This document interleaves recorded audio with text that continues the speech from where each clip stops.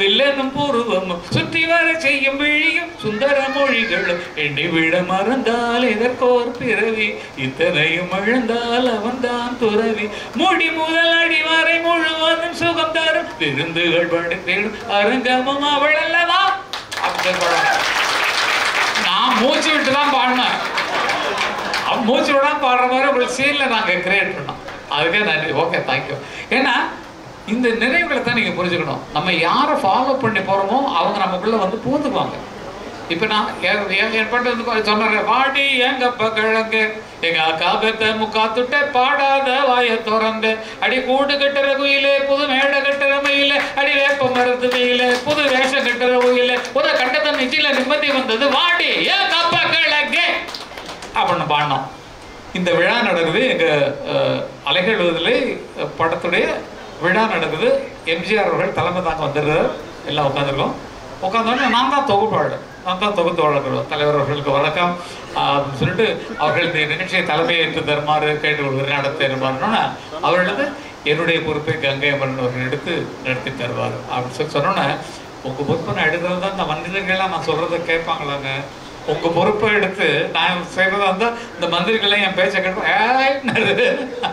அந்த மாதிரி கலட்டாகவே போவான். அவர் கேட்டார், அது என்ன என் மேடலில் பேசுகிறார் அந்த உலக நான் சொல்ல அந்த உலக மகா கவிஞர் எனக்கு ஷீல்டு கொடுக்கும்போது இப்போது அடுத்ததாக உலக மகா கவிஞர் கங்கை அமரன் அவர்களுக்கு தலைவர்கள் இப்போ வரிசை அளிப்பார் அப்படின்னு சொல்லிட்டு கொடுத்து அவர் தலைமையுரை ஆற்றும் போது என்ன இந்த உலகமாக கவிஞர் என்ன எழுதுற வாடிய கப்பக்கிழங்கு என்ன பாட்டியா, ஐயோ உலகமாக கவிஞர் எழுதுற பாட்டார். அப்புறம் அவர் பேசி முடிச்ச உடனே நான் சொன்னேன், தலைவர் நீங்கள் மன்னிச்சுக்கணும், நீங்கள் வந்து என்ன வந்து கப்பக்கிழங்கு பற்றி நீங்கள் சொன்னீங்க, பாட்டு எழுதுறதுக்கு காரணத்தை நான் உங்கள்கிட்ட சொல்லி ஆகணும் அப்படின்னு சொல்லிட்டு நாங்கள் எங்கள் சொந்த படம் இதுதான் ஃபஸ்ட்டு பவர் கிரியேஷன்ஸில் அலைகள் ஊதிலேன்னு ஒரு படம் எடுக்கிறோம். அந்த படத்துக்கு இப்போ பல புதுமுகங்கள் தேடினா யாரும் கிடைக்கல. அப்போ கேரளத்தில் இருக்கக்கூடிய அம்பிகாவோட தங்கச்சி ராதாவை புதுசாக கண்டுபிடிச்சு அந்த பொண்ணை தமிழ்நாட்டுக்கு கூப்பிட்டு வந்து நடிக்க வைக்கிறோம். கேரளாவில் ரொம்ப ஃபேமஸ்ஸு கப்பக்கிழங்கு. அப்போ அந்த பொண்ணை நாங்கள் எப்படி வளர்க்கணும், வாட்டி ஏன் கப்பக்கிழங்கு எங்க காபத்தை முக்கா துட்டே பாடாத வாய திறந்து பாடணும். அப்படித்தான் வரவேற்றான் தலைவர். ரொம்ப ஜாலியாக இருக்கும் அந்த பயணங்கள்லாம். பெரிய புண்ணியமான விஷயங்கள் எங்களுக்கு நடந்தது எல்லாமே தெய்வ செயலாக உச்சத்தில் நடந்த விஷயங்கள் தான். சிவாஜி அப்பா கூட பேசுவதும் சரி, கலைஞரோட நெருக்கம் சரி, எம்ஜிஆர் அவர்களோட கொஞ்சம் சரி, ஒரு காருக்கு முன் சைக்கில் உட்காந்துட்டு பாடிக்கிட்டே போனதும் சரி, இதெல்லாம் கொடுத்து வச்ச ஆத்மாக்களாக இருக்கக்கூடிய எங்களுக்கு கிடைச்ச பெரிய பரிசு. அப்படி தான் வாழ்ந்துட்டு இருக்கோம். அதே போல் இன்றைக்கு இந்த விட்பான்னு ஆரம்பிச்சிருக்காங்க. இதில் தலைமையில் முதல்ல எனக்கு வந்து பரிசு எடுத்துருக்கீங்க.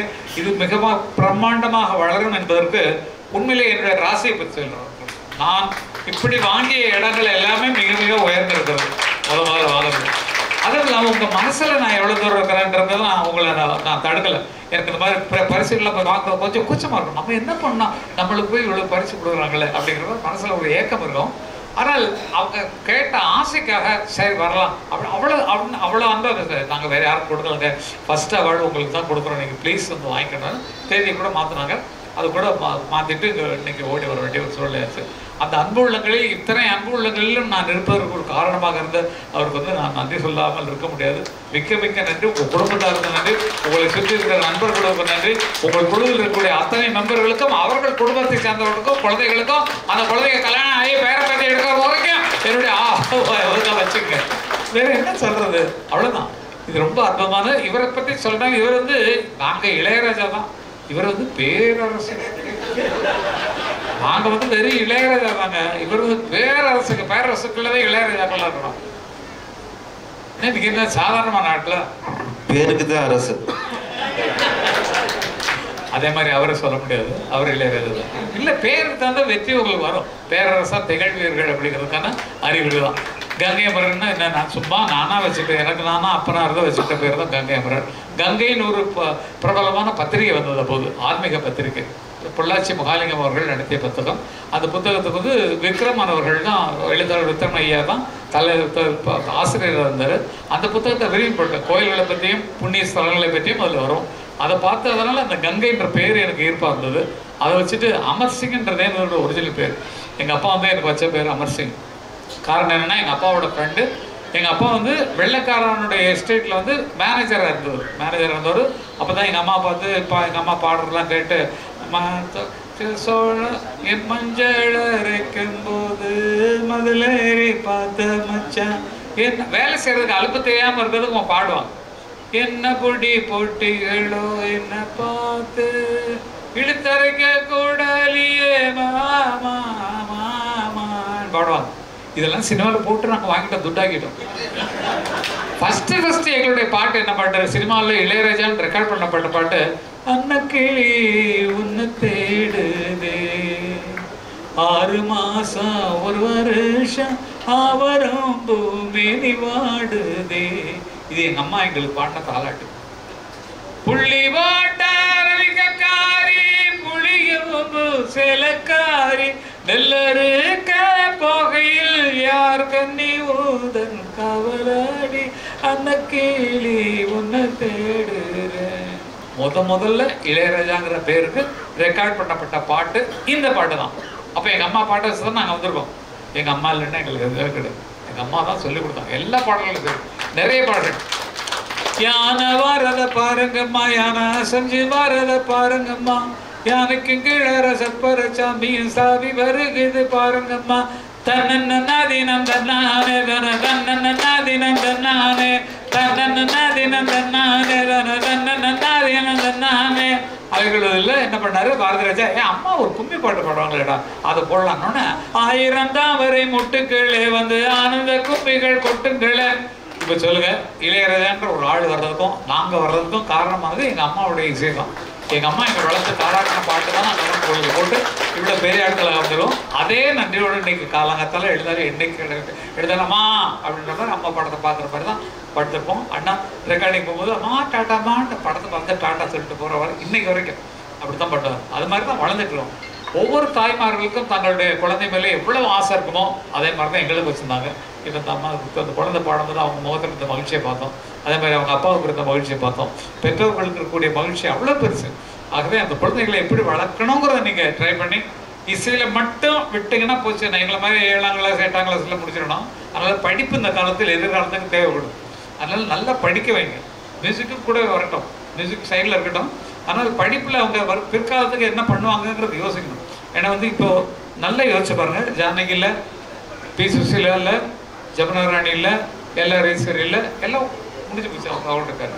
அதே மாதிரி இப்போ பார்த்தீங்கன்னா சித்ரா கொஞ்சம் கம்மியாக இருக்குது. எல்லாம் பழைய பாடல்கள் எல்லாத்துக்குமே கொஞ்சம் மார்க்கெட்டுங்கிறது அப்படி தான் போயிட்டுருக்கோம். அதனால் நிலையான மார்க்கெட்டில் இருப்பதற்கு படிப்பு தேவை. தங்கள் பொழுதுபோக்கில் தங்களது கவனத்தை வைப்பதற்கு கலையில் நம்ம பெரியாளாக வரணுங்கிறதுக்கு இந்த பாடல்கள், எழுத்து, இசை இதெல்லாம் உபயோகமாகும். ஆக உங்களுக்கு விருப்பமான கலையை கற்றுக்கொள்ள வேண்டும். டைரக்ஷனாக இருக்கட்டும், கதையாக இருக்கட்டும். உங்களுக்கு வர சின்ன நாட்டை கூட நீங்கள் சொல்லி அதை ஒரு பெரிய கதையாக்குவதற்கு பெரிய விஷயம் இல்லை. அது பேரரசு இந்த மாதிரி ஆட்கள் அவங்கள மாதிரி ஆட்கள்கிட்ட கேட்டிங்கன்னா உங்கள் சின்ன கதையை பெருசாகி திரைப்படமாக்குவதற்கெல்லாம் உதவி பண்ணுவதற்கு இந்த விட்பாவில் நானும் ஒரு ஆளாக இருக்கிறதுனால நாங்கள்லாம் உங்களுக்கு உதவி செய்ய காத்து கொடுத்து தான் உட்காந்துருக்கோம். நாங்களாம் இருக்கிறது காரணம் யாராவது நல்ல கதையை செலக்ட் பண்ணி இந்த கதையை கேளுங்க, கதையை முடிவு பண்ணி சொன்னால் தான் இதை எடுக்க முடியும்னு அவங்க சொல்லிட்டு எங்கள்கிட்ட சொல்லுங்க. எங்கள் குழு நாங்கள் ஒரு 5 பேர் குழு வச்சுக்கிறோம். அந்த கதையை கேட்டு இது இப்படி இருக்கக்கூடாது தம்பி, இப்படி இருக்கணும் அப்படின்னாங்க. சமீபத்தில் என்கிட்ட ஒருத்தர் கதை சொன்னார். அவர் என்ன சொன்னார், இந்த ஒரு கிராமத்தை வச்சு சொல்லிட்டு இருந்தார். சொல்லிட்டு தான் அதை எப்போ பார்த்தாலும் குடிச்சிட்டே இருக்கிறோம். அதே மாதிரி ஒரு சைக்கிள் கடை வச்சிருக்கோம். இந்த கேரக்டர் வச்சு தான் அங்கே அந்த படத்தை ஆரம்பிச்சிருக்கோம் அப்படின்னா நான் சொன்னேன், குடிக்கிறவனா எப்படி எப்படி பண்ணுவான்னா அதான் அவன் குடிச்சிட்டே இருப்பாங்க அவ்வளோதான் சொன்னேன். அப்படி பண்ணாதீங்க, அவன் குடிக்கலைன்னா நல்லா பேசுவான், உளறி பேசுவான். குடிக்கலாம ஒன்றுமே உள்ள அப்படின்னா தண்ணியை கொடுத்தோன்னா என்ன பண்ண அப்படி அப்படி தெளிவாக வந்துடுவான்ற மாதிரி வைங்க. குடிச்சா தான் ஒரு ஒழுங்கான பேச்சு வரும். குடிக்கலைன்னா அப்படின்னு டல்லாயிடுவான்ற மாதிரி கேரக்டரை மாற்றுங்கன்னு சொன்னால் அதே மாதிரி தான் மாற்றிக்கிட்டு இருக்காங்க. அந்த மாதிரி ஐடியாக்கள் சொல்லி உங்களை மேலே ஏற்றி தருவதற்கு எங்களுடைய ஐடியாவெல்லாம் நீங்கள் யூஸ் பண்ணிக்கலாம். விட்பாவில் நாங்கள் இருக்கிற காரணத்தினால் எங்களுடைய உதவிகளும் உங்களுக்கு அதிகமாக தேவைப்படும். அவர் சொன்னாங்க உங்களுடைய சிக்னேச்சர் டியூனை மாற்றி அதை பாடலை மாற்றி எடுத்து தரணும்னு அதெல்லாம் ஓகே சொல்லிடுச்சு. அப்போவே ஓகே சொல்லிடுச்சு. ஆகவே அதை என்ன எவ்வளோ சிறப்பாக செய்ய முடியுமோ அதை எப்படி வெளியிட முடியுமோ அதற்கு நீங்கள் முதல்ல ஒரு யூடியூப் சேனல் ஆரம்பிக்கணும். சார் முக்கியமான விஷயம் உண்டு. குடும்ப பேசுறது சார் யூடியூப் சேனலை பற்றி சொல்றாரு. என்னுடைய சொந்த நிறுவனம், திரைப்பட தயாரிப்பு நிறுவனம், 6 படங்கள் பண்ணியிருக்கிறேன். பிரில்லியன்ட் கிரியேஷன் அதுல 1,80,00,000 1.8 மில்லியன் வியூவர்ஸ் இருக்கிறாங்க சார். அதை நான் அப்படியே விட்வாவுக்கு கொடுக்குறோம். அந்த யூடியூப் சேனலில் இன்றைக்கு நாங்கள் அதை ஓப்பன் பண்ணுறதுக்கு இருந்தேன், அதுக்குரிய அந்த அரேஞ்ச்மெண்ட் முடியல. அந்த யூடியூப் சேனலில் நான் வெரி குட், நாளையிலேருந்து அது ரன்னிங் ஆகும் sir. Very good, very good. அது அப்படியே என்னுடைய பிரில்லியன் கிரியேஷன்கிறத விட்வாவுக்கு கொடுத்து நேமை சேஞ்ச் பண்ணி அதை ரன் பண்ணுறதுக்கு யார் நம்மளோட சாஜித், இந்த ஒரு டெக்னீஷியன், பெரிய டெக்னீஷியன் சார் இவர் அந்த இதுக்கு இந்த வீடியோ எல்லாம் பண்ணுறேன். என்ன சேனல்? இல்லை தின் மியூசிக்கு அவர் தான் அந்த அதிகமான வீடியோ பண்ணுறது. வெரி குட், வாங்க வாங்க, நல்ல கைதுகள். இவரை சீஃபா போட்டு நாங்க அந்த யூடியூப் சேனல், ஏன்னா எல்லாருடைய திறமையை அதன் மூலமா வெளிப்படும் அந்த யூடியூப் மூலமா சார்.